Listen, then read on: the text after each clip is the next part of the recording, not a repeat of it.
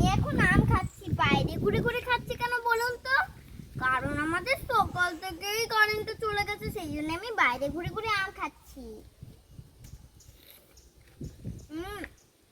Yummy tasty. আপনারা কে কে আম খেতে ভালোবাসেন কমেন্ট করে জানান। আমি এখন বাইরে ঘুরছি, আপনারা আপনারা আমার সাথে ঘুরুন। আমার তো আম খেতে প্রচুর ভালো লাগে। ইয়াম্মি তো।